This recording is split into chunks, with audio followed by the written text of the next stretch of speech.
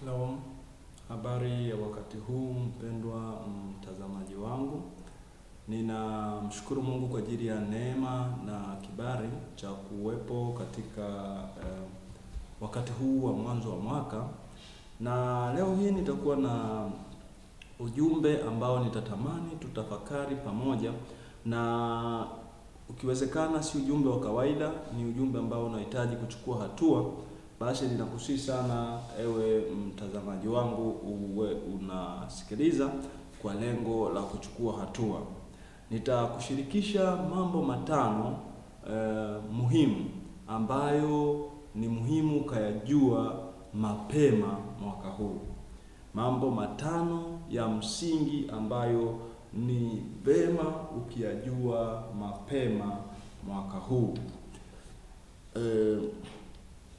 Tumekuwa na series kadhaa za kujifunza na kuangalia mambo ambayo yanaweza yakatusaidia kufanya mwaka huu kuwa bora zaidi.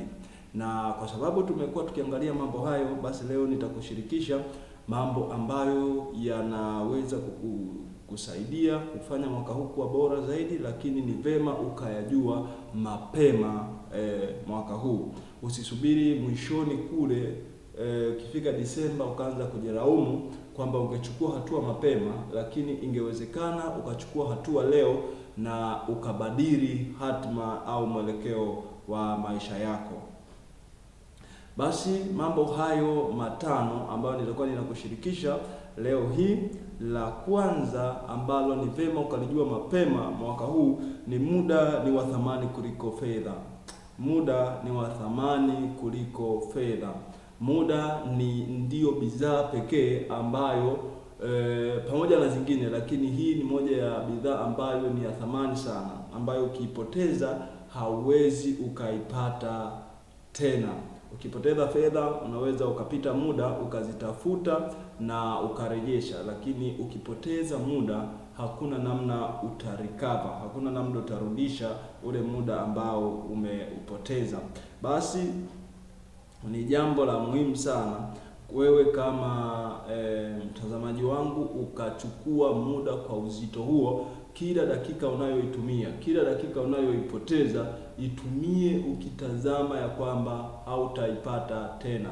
Itumie kutazama kama ni fursa. Kwa kila dakika iangalie kama fursa ya kuleta mabadiliko. Kwa usipofanya hivyo, mwaka huu hautakuwa tofauti na miaka mingine iliyokwisha kutangulia. Lakini kama utaamua kwa dhati hakikisha kila dakika yako unaitumia kwa ubora, kila dakika yako unaitumia kwa ubora, basi hakika yake mwaka huu utakuwa na viwango. Unaweza ukajiuliza ukapata kujua mwaka huu unatumiaje muda wako, mwaka huu unafanya nini na muda wako. Kama utazingatia, basi utajikuta kila dakika unayoipata, kila muda unaopata unaotumia unakuwa kwa ubora na zaidi unakuwa ni vya viwango.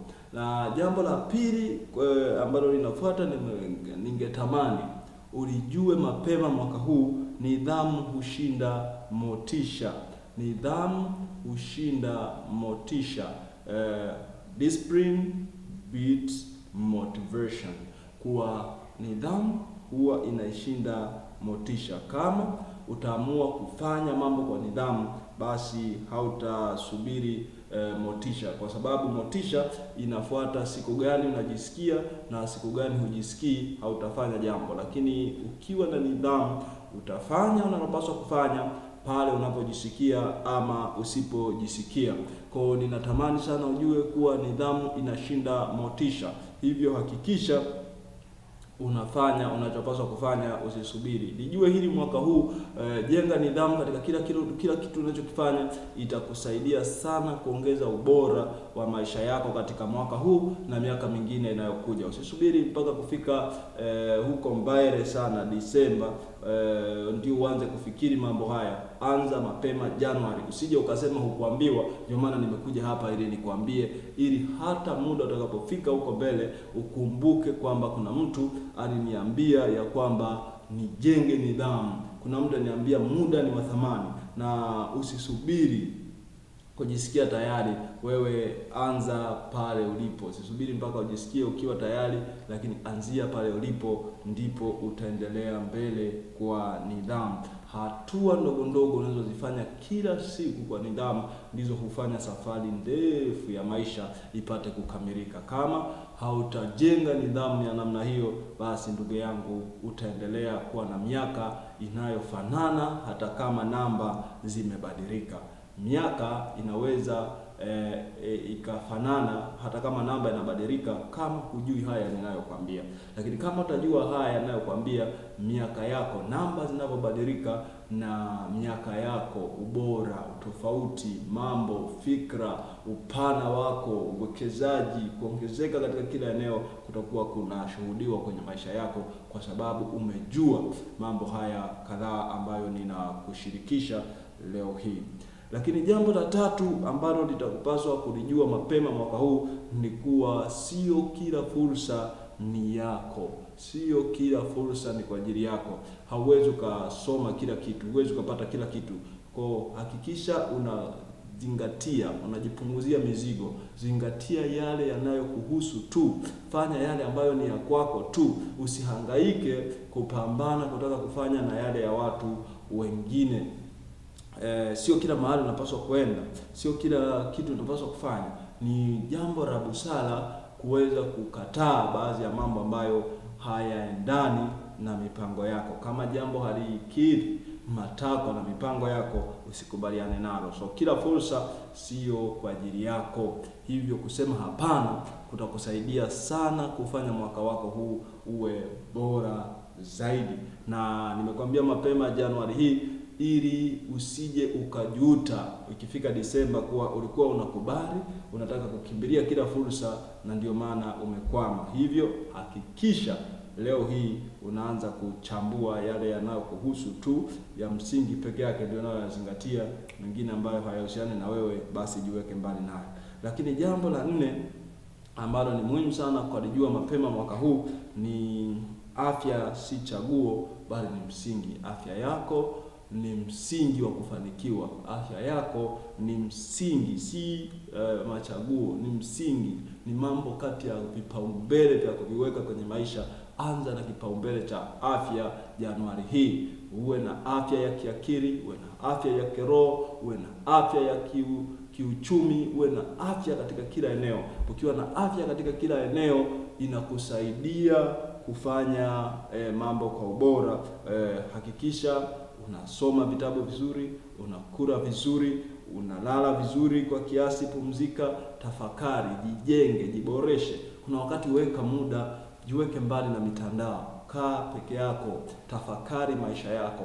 Angalia ni namna unayotaka iwe, angalia je, unaishi namna ambayo ungetamani kuwa. Yaani kaa chini, reflect, tafakari. Pata huo muda wa utulivu, jifikiri. Ukifikiri, je, unapenda maisha unayoyaishi? Ungetamani kuwa unavyo, yani ungekuwa wewe unaangalia maisha ya mtu mwingine ambaye sio wewe anaishi kama wewe, ungefurahia? Kwa kama ukiona sivyo, basi anza kujenga afya. Unahitaji afya kwenye namna unaenenda. Hiyo itakusaidia sana. Hakikisha unalinda vyakula unavyokula, pata muda wa kupumzika, unafanya mazoezi, unasoma vitu vizuri, unatazama vitu vizuri, unasikiliza vitu vizuri. Yote itakujengea afya katika kila eneo. Kama utakuwa na afya ya mwili na misuli na mwili wenye afya, lakini ndani yako, nafsi yako haina vitu vizuri, haina vitu vya ubora, basi utaishia vile vile kuwa mtu asiyefaa.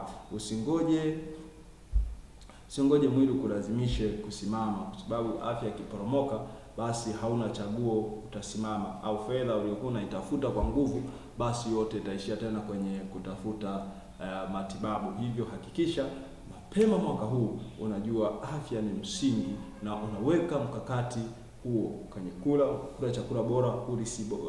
Si bora chakula, bado unakula chakula bora cha kukujenga na kukupa nguvu na kukusaidia kupata virutubisho vyote. Hivyo mpendwa, ninakusii sana zingatia haya mapema mwaka huu. Jambo lingine la msingi la matano ambalo tutamaliza nalo leo, ambalo ni mapema kulijua, ni vema kulijua mapema mwaka huu, ni huhitaji kumaliza kila kitu. Chukua hatua sahihi inayofuata. Usisubiri kuwa utafanya jambo kila kitu kinapokamilika. Isiwe ni perfectionist. Yaani usisubiri kila jambo likae mahali pake alafu ndio uchukue hatua. Hapana. Chukua hatua alafu mambo mengine utaendelea kuyaweka sawa kadri siku zinapozidi kwenda mbele. Na watu wengi wanakwama kwa sababu wanataka kila kitu kikamilike. Hakuna siku itatokea kila kitu kiko mahala pake kwa ajili ya wewe kufanya unachotaka kufanya. Maendeleo yanaanza na hatua moja, na hatua moja ndio huzaa hatua nyingine. Maendeleo sio mwisho, maendeleo ni mchakato. Mchakato is betterment process, ni mchakato wa kuboresha. Huyu anaboresha mpaka hapo unaendeleza na unasogeza gurudumu. Hili gurudumu la maendeleo hata linafika mbele. Kuna hatua ulianzia, kuna hatua unaendelea, kuna hatua unaendelea, mwingine ataichukua hapo, hata vizazi vyako vitaendeleza hilo gurudumu. Lakini kama hutaweza unasubiri mpaka kila kitu kikae tayari, basi hautafanya kitu chochote maisha yako yote. Hata mwaka huu utaisha, lakini hujaacha hatua yoyote njema ya kukuletea matokeo. Basi hakikisha pia, najiuliza ni hatua gani ndogo unazodhamiria kwanza kuzichukua mwaka huu. Kama kuna mambo ambayo utadhamiria kwanza kuyachukua mwaka huu, basi yachukue na yatakusaidia sana kufanya mwaka huu kuwa bora. Mabadiliko hayangoji kusema mpaka ufike Disemba, lakini hii Januari, mwanzoni mwa mwaka unaweza ukachukua maamuzi ya kwanza leo. Unaposikia ujumbe huu, anza leo kuchukua hatua, kuzingatia haya mambo matano ambayo ni vema sana ukayajua mapema mwaka huu ili kufanya mwaka wako kuwa bora sana. Mimi nikushukuru sana kwa muda wako ambao umetenga kutazama hizi dakika, ujumbe huu wa kukusaidia kufanya mwaka wako kuwa bora na wa manufaa zaidi na miaka yako mingine. Mimi ni ndugu yako Japhet Katana, na ninafurahi sana kwa sababu umefuatilia channel hii. Lakini unaweza kufanya jambo moja kubwa zaidi, ukasubscribe kwenye hii channel yetu, ili watu wengine nao wanaotufuatilia au mtandao uweze kusukuma ujumbe huu uweze kuwafikia watu wengi. Tunapokuwa na watu wengi bora, ndipo jamii zinazidi kuwa bora na mambo mema yanazidi kutokea. Kwa hivyo subscribe hapo ili ujumbe uweze kwenda kuwafikia watu wengi zaidi. Lakini unaweza ukashare, ukacomment. Tutafurahi kusikia mtazamo wako, na mwaka huu utakapokuwa bora kwa upande wako, tutazidi kufurahi pamoja na wewe. Ninakutakia kila laheri kutoka kwenye hizi studio zetu hapa. Barikiwa sana. I appreciate you. Bye bye.